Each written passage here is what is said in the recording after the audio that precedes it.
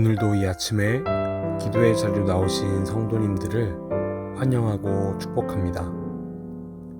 오늘 이 시간 하나님께서 우리에게 주신 말씀은 사무엘하 11장 14절에서 27절까지의 말씀입니다. 아침이 되매 다윗이 편지를 써서 우리아의 손에 들려 요압에게 보내니 그 편지에 써서 이르기를 너희가 우리아를 맹렬한 싸움에 앞세워 두고 너희는 뒤로 물러가서 그로 맞아 죽게 하라 하였더라. 요압이 그 성을 살펴 용사들이 있는 것을 아는 그 곳에 우리아를 두니 그 성 사람들이 나와서 요압과 더불어 싸울 때에 다윗의 부하 중 몇 사람이 엎드러지고 햇사람 우리아도 죽으니라.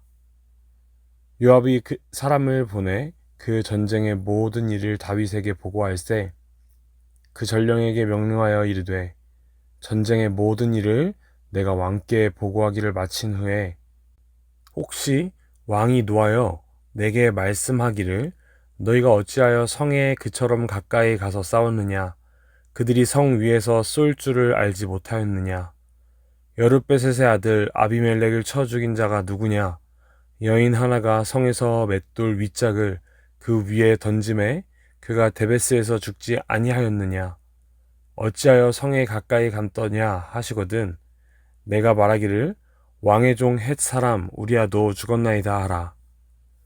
전령이 가서 다윗에게 이르러 요압이 그를 보낸 모든 일을 다윗에게 아뢰어 이르되 그 사람들이 우리보다 우세하여 우리를 향하여 들로 나오므로 우리가 그들을 쳐서 성문 어귀까지 미쳤더니 활 쏘는 자들이 성 위에서 왕의 부하들을 향하여 쏘매 왕의 부하 중 몇 사람이 죽고 왕의 종 헷 사람 우리아도 죽었나이다 하니 다윗이 전령에게 이르되 너는 요압에게 이같이 말하기를 이 일로 걱정하지 말라 칼은 이 사람이나 저 사람이나 삼키느니라 그 성을 향하여 더욱 힘써 싸워 함락시키라 하여 너는 그를 담대하게 하라 하니라. 우리아의 아내는 그 남편 우리아가 죽었음을 듣고 그의 남편을 위하여 소리내어 우니라.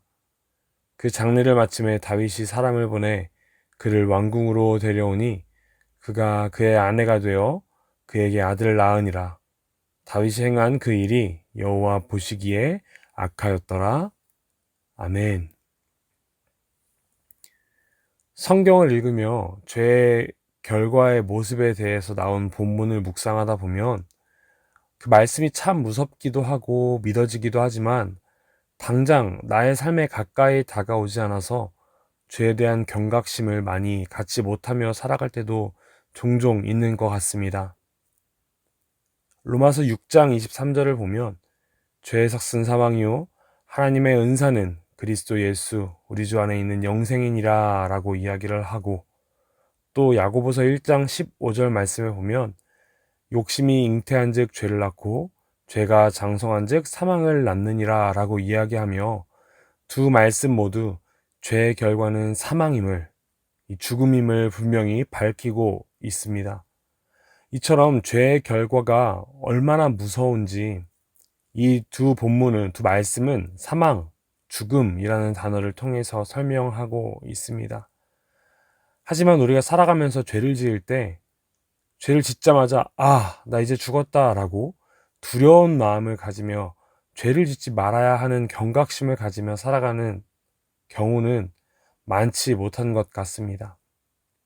그런데 오늘 본문에는 다윗의 모습을 통해서 그 죄의 모습이 얼마나 무서운지 그 죄로 인하여서 사람이 잡아먹혔을 때 얼마나 무서운 모습인지 우리의 피부로 와닿는 듯한 모습이 보입니다. 왜냐하면 너무나도 실제적으로 우리의 삶 가운데 일어나는 죄의 모습들이 다윗의 삶을 통하여 잘 나타나 있기 때문입니다. 다윗은 그 동안의 말씀을 통해서 얼마나 하나님의 말씀을 듣고 그 뜻을 구하며 살아가려고 하는지 알 수 있었습니다. 매 전쟁의 순간마다 하나님의 뜻을 구하며 나아갔고 자기를 죽이려고 하는 적을 공격할 수 있는 상황에서도 하나님을 경외하기 때문에 자신의 뜻대로 행동하지 않기도 하였습니다. 그리고 심지어 자기는 백양목궁에 거하는 아주 화려한 삶을 살고 있지만 하나님의 괴는 그렇지 못함에 마음 아파하며 전심으로 그것을 짓기 위하여 하나님께 구하기도 하였습니다. 그만큼 다윗은 하나님을 사랑하며 하나님의 말씀을 경외하며 그 뜻대로 살아가기 위해서 애쓰는 사람이었습니다.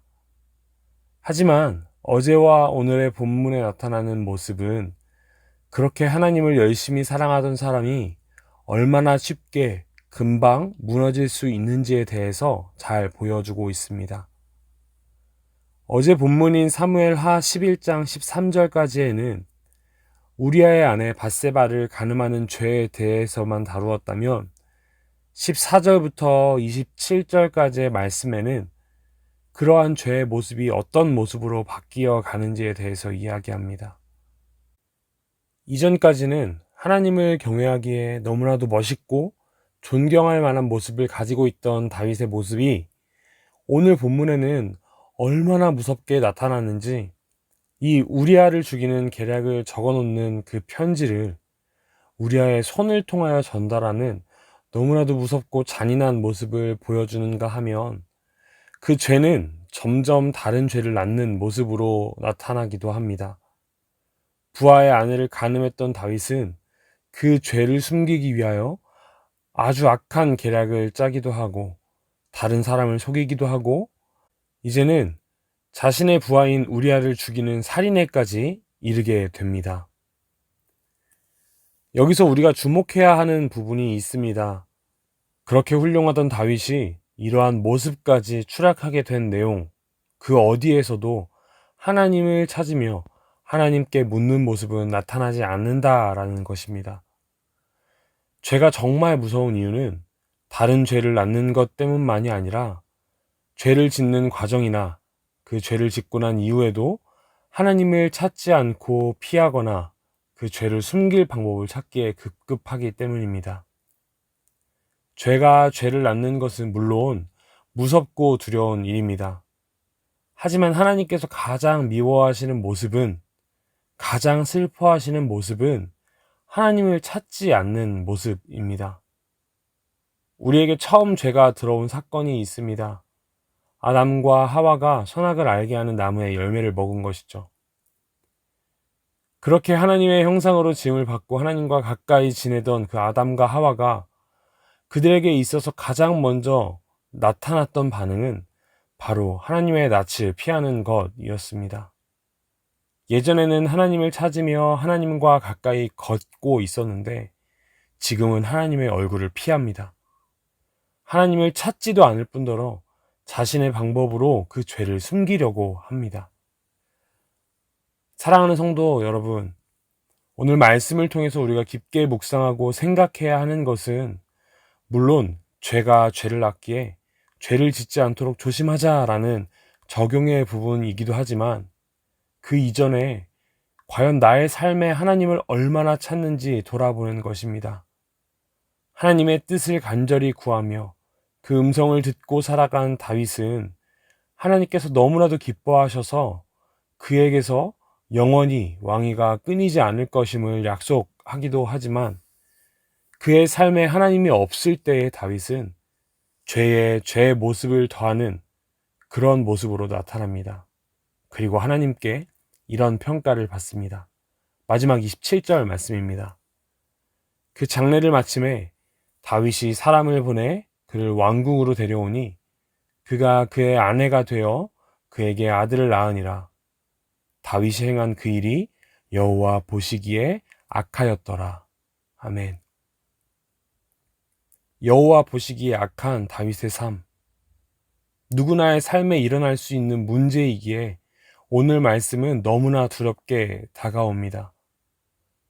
하나님을 찾지 않는 자의 모습은 다른 사람을 간음하고 속이고 죽이는 모습으로 나타나며 더 두려운 것은 하나님께서 보시기에 악하다는 평가가 나온다는 것입니다. 그렇기 때문에 하나님을 더 간절히 찾아야 하는 것입니다. 사랑하는 성도 여러분, 하나님을 더 가까이 찾으시는 오늘 하루가 되기를 소망합니다. 우리 모두 죄인이기에 우리의 삶에서 죄를 짓지 않을 수는 없습니다. 하지만 우리의 삶에 하나님을 찾는 모습이 없다면 그 죄는 또 다른 죄를 낳고 그 죄는 또 다른 죄를 낳을 것입니다.